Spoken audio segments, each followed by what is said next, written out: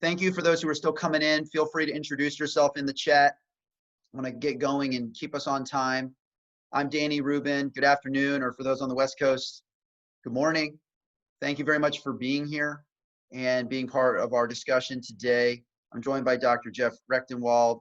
He'll introduce himself just a second.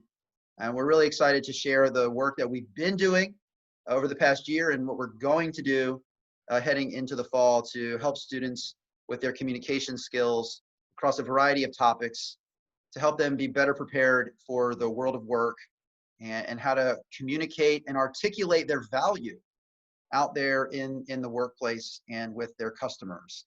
So quick background on our company, on me. I'll share a couple of quick slides and I'll turn it over to Dr. Recktenwald for a great presentation he's prepared on the work that we're doing together.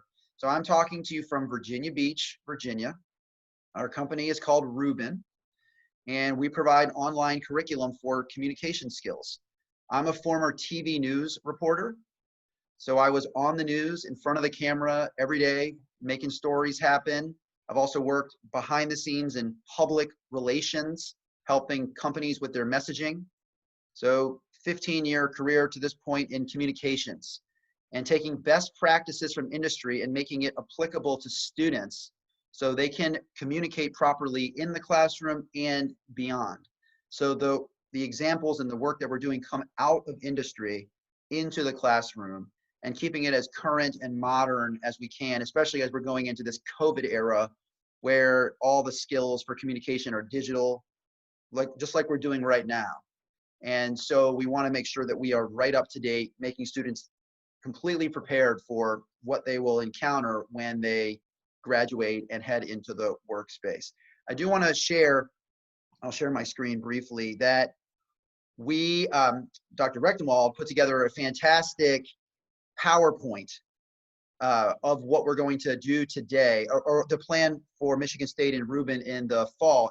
And for those of you who are interested in the slides, let me get it to where the current slide. If you're interested in the PowerPoint, which you'll see in a moment, we can provide it to you. Just type interested in the chat and we'll send it along. What we like to do is on the Rubin side is a quick phone call just to help you understand your world, how this information fits into your planning. So if you're interested, and we'll remind you again at the end, but if you're interested now, just type interested in the chat with your email. We'll provide this PowerPoint that really lays out the whole plan following up. So just keep that in mind and we'll remind you towards the end. And as well, I want to keep it on your radar. In 2 weeks' time, our company is hosting another webinar. Dr. Recktenwald won't be co-hosting that one. I'll leave him alone for this one. But we're going to talk about the best assignments to help students handle failure. Now, it's kind of an interesting topic. I'm sure you've experienced it with your students. They really struggle with getting the answer wrong and feeling, what do I do now? I messed up. And we're going to talk about exercises to help them handle those moments, become stronger because of those moments, use feedback, use critique to become better rather than just wilt away. And that's going to be August 5th, 12:30 Eastern time. You'll see an email about that starting next week. So just keep an eye out for the invitation, but I wanted to put it on your radar now if that topic is of interest to you. So let me stop sharing my screen. Actually, I want to share one more thing with you before we hop into Dr. Recktenwald's presentation. Sharing my screen one more time. And Dr. Recktenwald, you can see it, okay, right? It says emerge. Okay. So to help really set up what he's going to share, you have to first understand our program and our curriculum.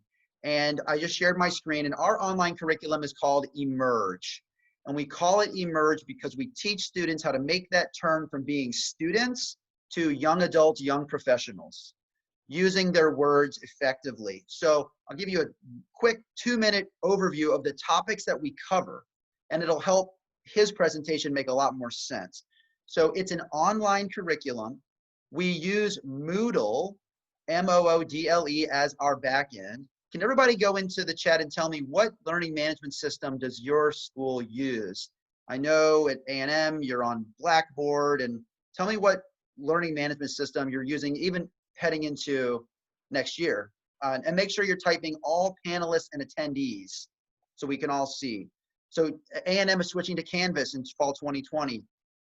D2L Blackboard at Michigan State, Blackboard Orlando Ayala, D2L. So everybody's on something different, and we are on Moodle, but we integrate our material into a school's learning management system when it's necessary or school wants it that way. So students do not need to sign into our program necessarily. It can be a single sign-on to use this content directly in your school site. So I wanted to make sure that was mentioned right away. So we cover in our program a variety of templates, how-tos, giving students examples of how to communicate effectively across 3 core areas: career development. Wait, how do I write this email? Is our ebook on career development conversations.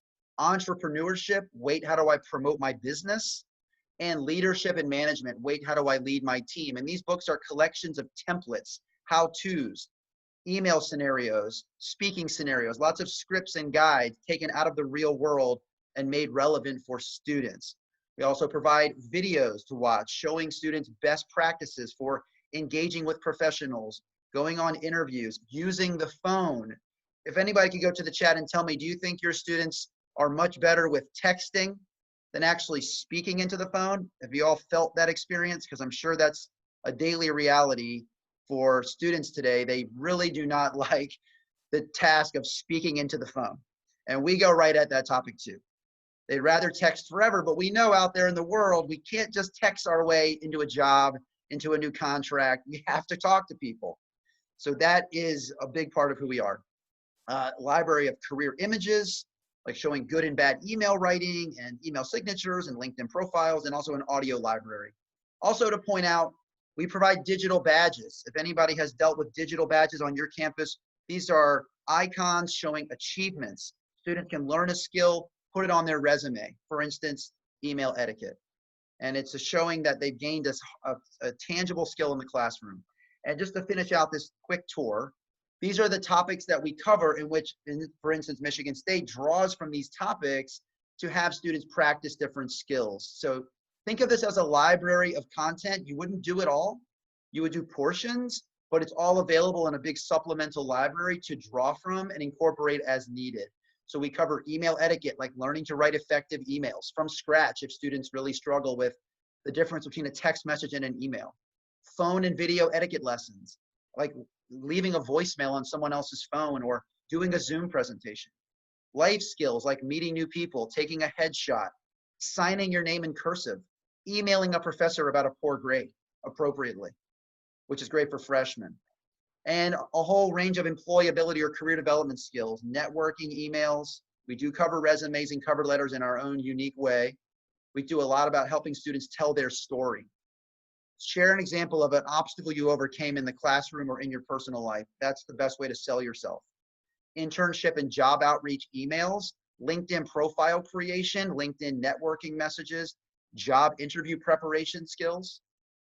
We cover business promotion for the entrepreneurship track, developing a business idea, writing skills for sales, writing different pages of a company website or a mock student website or a student digital portfolio. How to write about yourself or your business. Public relations, teaching how to write a press release, a media announcement, so the local newspaper or TV station can come to a story on your campus about the breakthrough technology, the groundbreaking innovation, whatever's going on. Writing skills for fundraising, teaching how to write a grant application or a Kickstarter page for a crowdfunding. And lastly, and a lot of the content Michigan State uses comes out of this section on writing skills as a manager, writing skills to clients appropriately, writing as to your own team, learning to recap projects and keep tasks on track, public speaking exercises, which students can also do virtually to learn how to improve upon how they look and feel to the audience, and also writing reports, learning to write summaries of recent projects, status updates, executive summaries, which I know is one thing Dr. Recktenwald will talk about, learning how to summarize the work you're doing and making it relevant to whatever the party, whether it's your boss, an investor, the customer, and also exercises for students on campus, student leaders, learning to lead meetings, set agendas, send out messages on behalf of that group and put yourself in your best light. So it's a wide array of topics that faculty can draw from between ebooks and exercises and videos. And I wanted to give you a quick high level so you understand where this content is coming from. And with that, I want to turn off my share and turn it over to Dr. Recktenwald. He can share his PowerPoint, start filling in some of this information on what Michigan State is doing with this information. Very good. Thank you, Danny. Absolutely. So again, I am Geoff Recktenwald. I'm from Michigan State University, and I will ask, we'll give this 10 seconds. There we go. Can we see what we're after? Yes.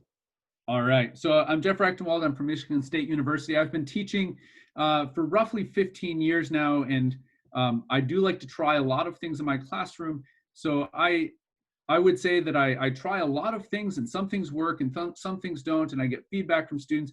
And this has been, over the course of this year, something that we ran in the fall, we ran it in the spring, and we had really good results with the students. And so we're expanding what it looks like at Michigan State. But I want to start off with just a little bit of a motivation, which is, do engineers need communication? And in case the answer in your mind is, well, maybe, let's remind ourselves that in the ABET criteria, at least 2 of the criteria talk about the student's ability to function as a team member or a team leader, and their ability to express themselves, written, orally. And I'm going to emphasize that this is both in technical documents as well as in non-technical environments.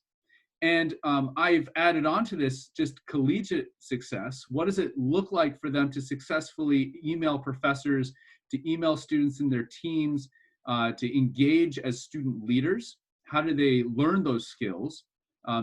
Some of them absorb them naturally, but a lot of them need those tips and tricks. And then professional success. We want our students to go out, get jobs, become successful. And if the difference between a promotion is how you communicate to your boss, we want to make sure that our students have that extra leverage and those skills that they need to really make an impact on their work environment. So where do we teach communication skills? Now, I assume that most of you have some kind of a map of your curriculum. This is the map at Michigan State University, and it shows kind of our workflow. And I'm just going to emphasize that way down here, freshman year, we teach them Writing 101. So that's the first place that they see writing. That's not an engineering program. That's part of their gen ed requirements. And then we bring it into their junior year with a professional issues in ME. And then in their next 2 classes, their design and then their capstone design, they're using those skills in order to write design reports and to give design presentations.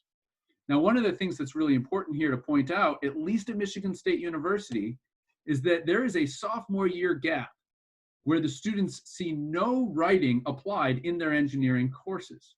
Now, a lot of times what that does is it results in this mindset of the students of, oh, they just made me take this gen ed so that I had to suffer, and I don't need to communicate as an engineer because I'm taking all these core engineering courses and they say nothing about communication. And even when they do get into the key engineering courses where they're doing design and building things and writing design reports or writing lab reports, in those circumstances, the context of communication is always about technical communication. We very often don't spend time in engineering courses talking about those non-technical communication skills that are going to be the important skills that they'll need to go out and get jobs. So when we talk about communication skills, I want to emphasize that yes, we have to talk about lab reports, technical documents, technical communication and presentations. But we also mean things like email communication, or how do you have a conversation with someone? How do you have a professional presence in something like LinkedIn? If you're working on a team, how do you talk back and forth between your teammates? Or how do you communicate to your boss? One of the things that I like to emphasize is homework isn't just I get the final answer. How do you communicate clearly your solution process so that your professor knows that you have the right thoughts going into your solutions? And I want to emphasize that this non-bolded section, the email communication to solutions to homework, are professional skills. I don't like the word soft skills because, again, that makes the students think, oh, that's kind of my gen ed requirement. No, these are things that are going to make or break, for some of them, careers in their engineering field. This could be the difference between a promotion or not a promotion. This could be the difference between landing their dream job or not landing their dream job. So these are skills that they really need to have. All right, so how do we kind of manage this and solve this? Well, at Michigan State in the fall, after meeting Danny Rubin at, I believe it was the ASEE conference, we decided to incorporate his communication curriculum into our ME22 class, 222 class. So this is a sophomore level class. It's mechanics of materials. It's not a communication class. It's all about how things break, stresses, strains, deformations. But we wanted to make sure that students were in this key sophomore year where they're seeing engineering for the first time taught, that we tell them right out of the gate, look, being an engineer means problem solving, but it means communicating the solutions to your problems, and it means communicating in general. So we really wanted to state that these were important skills that they needed to have. All right, so how do you incorporate something like that in a class like deformable solids? Well, one of the things that we've done in that class is 5 to 6 times per semester, we have what we call experiential learning Thursdays. We take a real world problem, something that's got details or messiness. It's relevant to the current material. We do it in class with active learning where they all team up and work together in groups.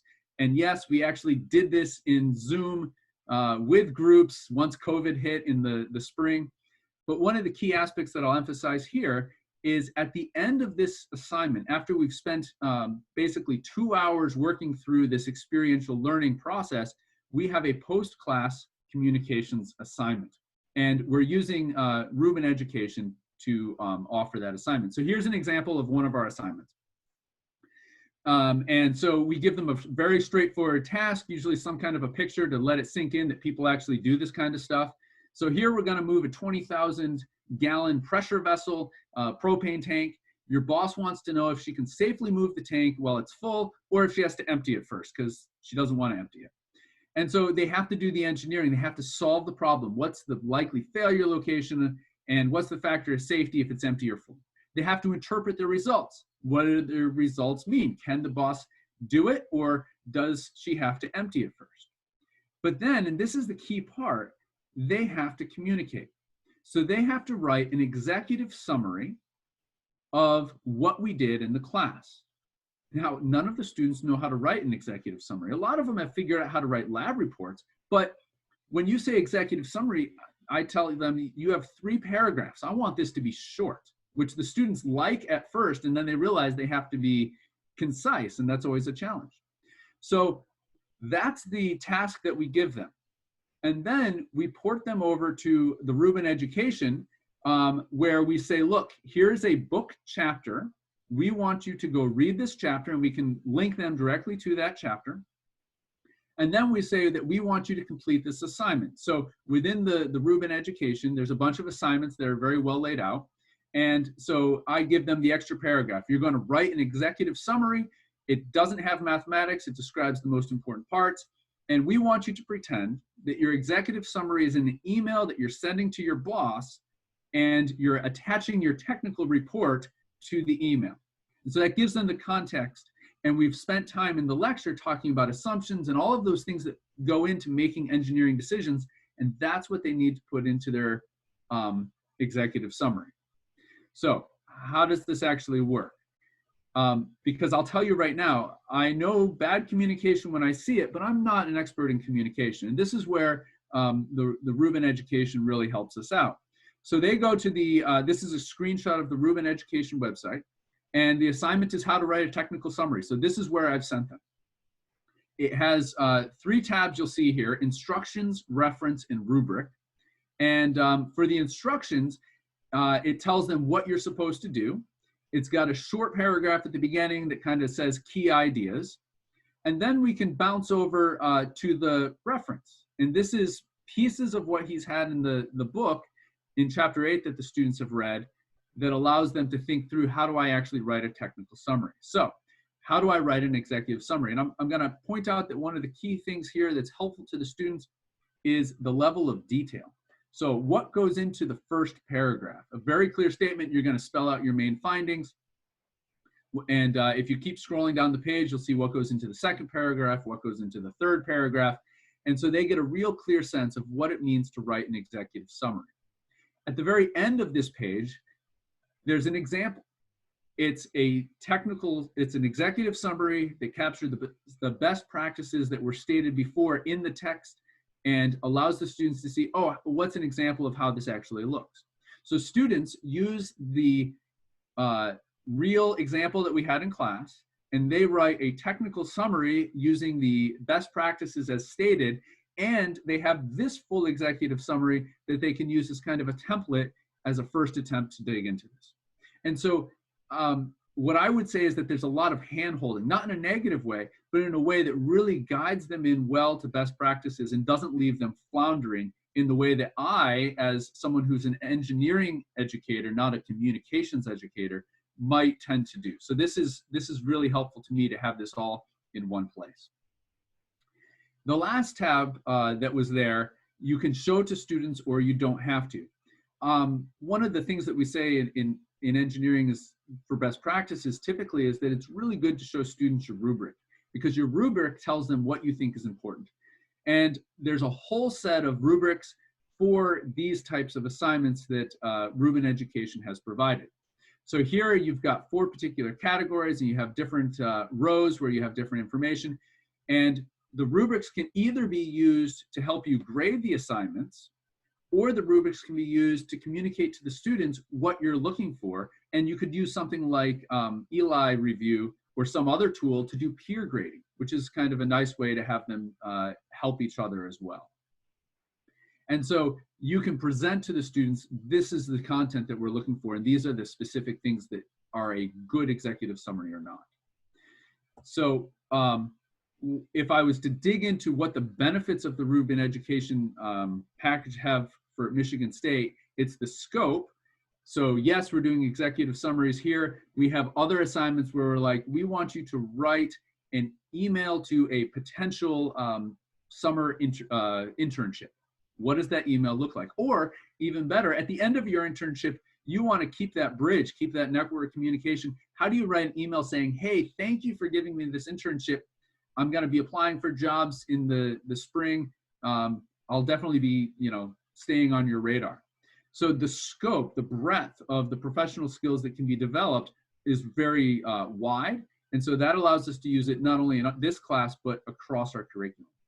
The tutorials are nice, especially because they cover best practices in a way that students understand.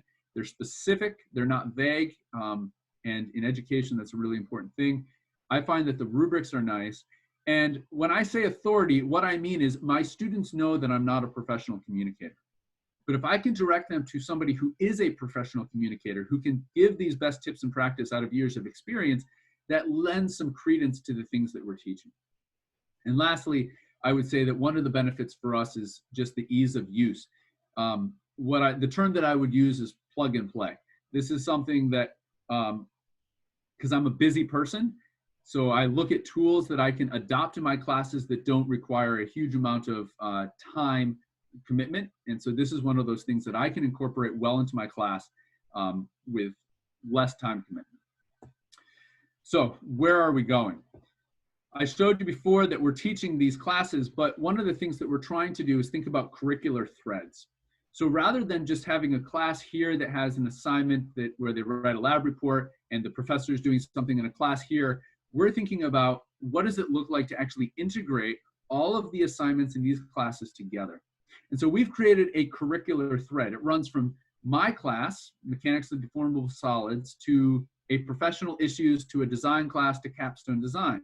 So we have 4 classes, and all 4 classes will be utilizing, and we're going to be running this in the fall, and this is happening because we're collaborating with other instructors who are teaching those classes.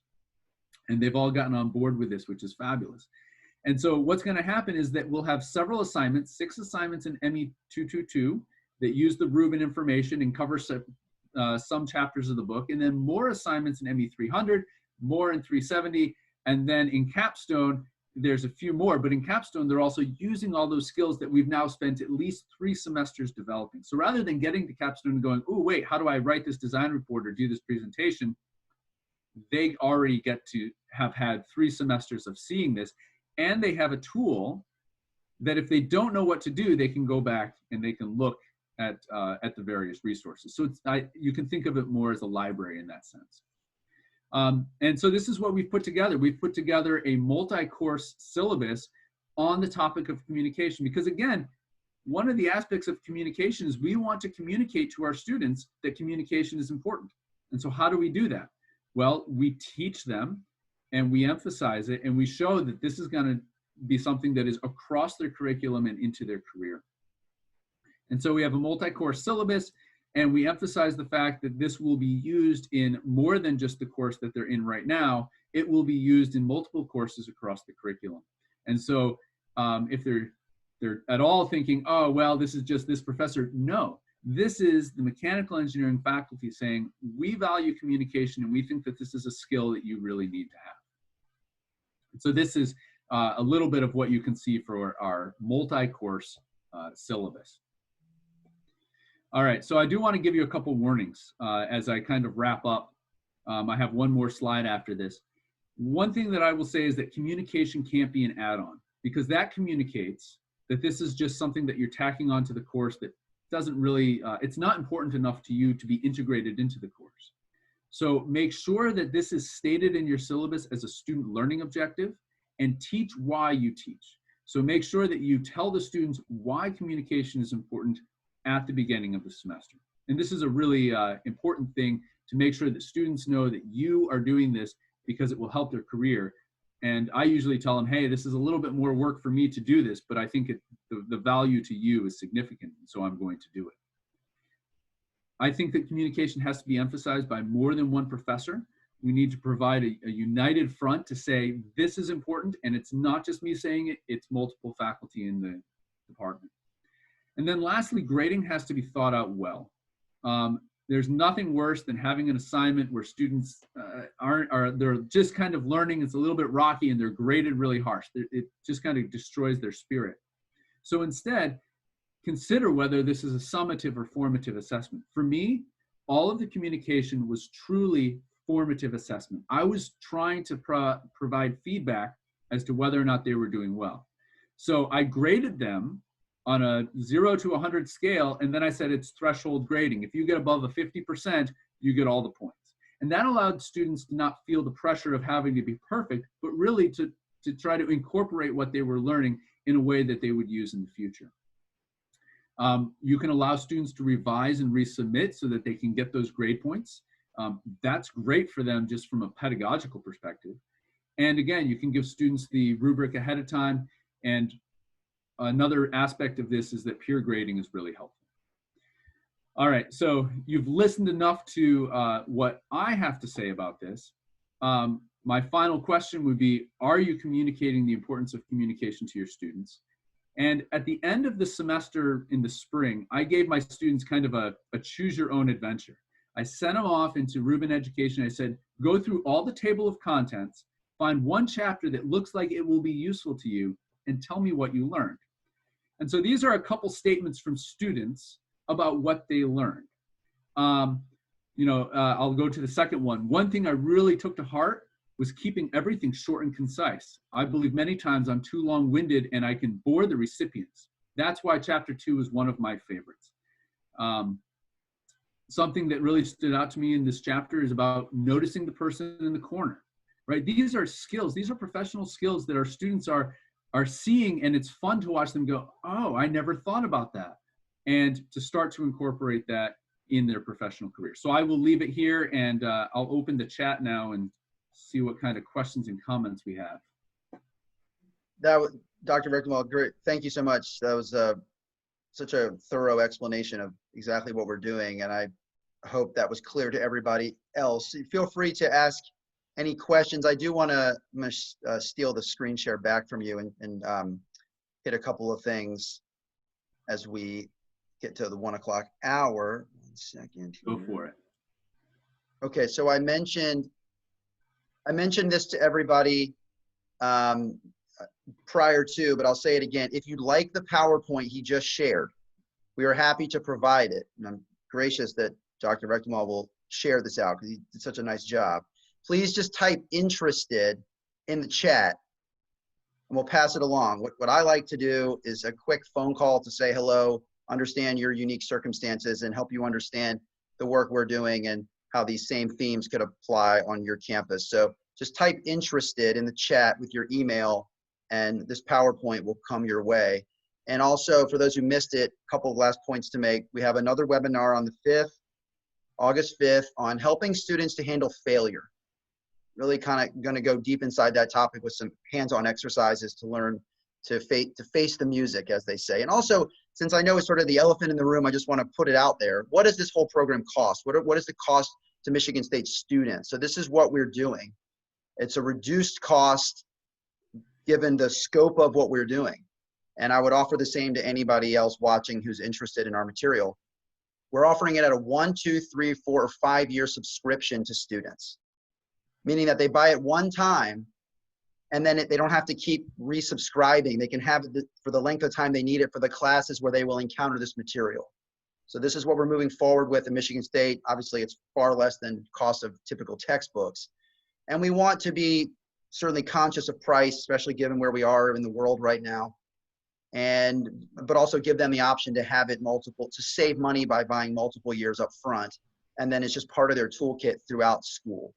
So this is what we're rolling with, and we can share this information with you as well after the fact. So I wanted to make sure you saw that, not trying to hide that from anybody. I know it's on everybody's mind. What does this material cost to the students? Okay, so I want to step back and come to the just the on screen again, on camera. And if anybody has thoughts or comments, questions about what they saw, we're happy to answer. There's a question from Orlando. I'll let Dr. Recktenwald answer that question. He said, how many faculty members are involved in the MSU ME implementation? Yeah, so the answer to that is we currently have 5 faculty that are involved. And so I'm kind of running point in creating this multi-semester syllabus. And the way that it works is each faculty member is looking through the Rubin material and finding several touch points and saying, oh, we do something like this. We'd really like to incorporate this into the class. And then we're building that out and looking for where we have overlap, where we have gaps. And so, yeah, this is occurring right now in the ME 222 class. It's occurring in our professional class, which is, those 2 classes are typically the same faculty that teach it. And then our capstone design is typically consistent among faculty. So to start out, we've grabbed courses where the same faculty member is pretty consistent in teaching it from year to year, which at a big school like Michigan State isn't always the case. And so we've done that so that we would have some continuity from year to year. Thank you. Each faculty member has just kind of hopped in and they get a lot of autonomy in terms of what assignments they have. Thank you. There was a question it was directly to us from Cecilia. Can we get on the site and look at the materials? Yes. Happy to do trial access, and you can look around the material. As I know I showed you very quickly. So if you're okay with a follow-up brief phone call, we can set that up on the call. So just I'll send a note to you, Cecilia. And anybody else who would like to explore the material further on their own, we're happy to set that up. You can take the next few weeks to do so. But so just we'll be in touch on that. Any other questions from the crowd about what we're doing here? I thought, Dr. Recktenwald, you explained it so well, the importance of teaching students why. And that's actually something I should mention, because we learned in the fall that we sort of put in front of students and it sort of tossed it in there and they were like, what are you asking me to do? And it was a little, out of the blue. And so then in the spring, we did a better job of explaining it up front, giving context, why you're going to be learning these skills in your engineering courses. And it went over better and they were more ready to accept it because it wasn't such a surprise. There's a question, Right. Orlando. I'm sorry, there's a question from Orlando again. How difficult was it to get faculty involved? Some faculty are hard to get involved in new things. That's a great comment. So what I will always say is that for things to happen at a university, they typically require a champion, someone to kind of make sure that it happens and to spread kind of an idea. So that's one piece. And the second thing that you really need is you need faculty that are open to this. And so when we looked at what courses we could incorporate this in, we didn't have to include it everywhere. If we are able to capture one course each semester for the student where they learn the importance of communication, we've kind of won the battle. We've made sure that the students understand that this is important in the curriculum and that it spans the curriculum. So we worked hard to find faculty that had expressed frustration typically at the type of emails they get from students or the type of reports they get from students. And so we knew that they saw the problem and they would be receptive to an answer. The other part is that when we met with those faculty to get them involved, I think that they were able to see that the bar for getting involved was low enough that they felt that they could do it without a huge time commitment. And so we could set that. You know, I thought it'd be good because Dr. Recktenwald reminded me that we have this available. If everybody can see my screen, this is a student, a sophomore from his class last semester, talking about this material and how it helped her even in her summer internship at a manufacturing facility this summer. So I'll play this for a few seconds. A physics class, you know, it teaches you math and science and stuff like that. And, you know, it's not too often where you learn communication skills and how to be professional, you know, just in your normal courses. So this program was really helpful and, you know, can apply it to many different things. Something like bolding the names or specific numbers that you either have to reach or that were reached, and then highlighting people's names so, you know, certain things stand out, and spacing things out so that an email doesn't feel clumped together and it's easy to read and it's clear. And, you know, the gist of the email that you really want to stick with somebody is bolded or highlighted so that it's really, I guess, easy and able to be understood by whatever the audience would be for that. So it's thought it'd be nice to hear from a student because it's, you know, it's always such a aha moment when you know that the lesson got through and they really responded and they can apply it to where they want to go with their lives. And that was great to hear her say that. Thought I would share while we were together. Any other questions? I know we promised a 45-minute webinar and I am insistent on keeping everybody to these deadlines. So any last questions? And if anybody would like to discuss this further or look at the PowerPoint further, just put a note in the comments and I'll reach out in the coming days to have a brief discussion. And otherwise, I really appreciate everyone being here and sticking around this whole time. But I thought that Dr. Recktenwald did a great job. And Orlando, just so you know, I know you're in Old Dominion and we're here in Virginia Beach, so we're right next door. And already interacted with several ODU folks over the last couple of years. Real quick, Tracy asked the question because I mentioned at the beginning, she sent it just to the panelists, that we have been working with Texas A&M as well. This past year, we worked in ENGR 100. I may have the course title wrong, but it was in the Honors College with freshmen teaching professional development skills, many of the same skills that Dr. Recktenwald mentioned, just in a different class for freshmen. And that class actually changed its format and now it's smaller, there's less class time, so this content got moved out. But now we're in discussion with other associate deans about other places where it can go across, because obviously it's a very large engineering program, lots of different projects. Even at the K-12 level, they do work in high schools and continuing education. So there's lots of opportunity. And the point of contact, Tracy, is Cindy Lawley, and she's been the point person.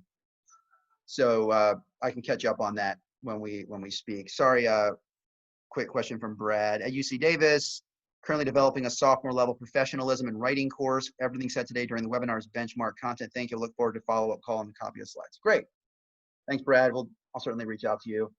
And I know that Dr. Recktenwald would be a great resource if you want to not bounce questions off in the coming weeks or months, since they're took the lead here and they're down the line integrating this in such a unique way across the curriculum. So, all right.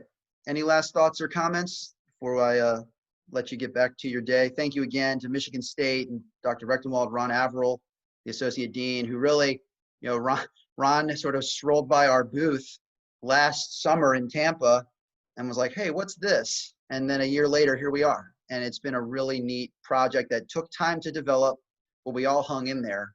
And now we have a really good story to tell, and hopefully an even better one this year. So thank you to everybody for taking a chance and trying something new. Any last words, Dr. Recktenwald? Well, I'm excited about the fact that I see the change in our students and I see what they're capturing. And so I'm excited to move forward and see what happens after we incorporate this into a few more classes. And we always do exit interviews, and we do interviews with employers and say, how are our students doing? So I'm looking forward to the 3 years down the line when employers start to notice this a little bit more in our students. Yeah, that'll be into the long-term effects of this. That'll be really neat to see. And also, just so you know, we are making a recording of this webinar. It'll go on the Rubin YouTube page, hopefully today or tomorrow morning. So we'll send it out. If you want to send it to any colleagues who couldn't make it, we'll make a recording available. So just know that that's coming. We'll get it out as soon as possible. All right, well, I thank everybody again. Hope you have a safe July and start of school. And just lay low out there, and hope you have an easy start to the semester. Thank you again. Have a great day.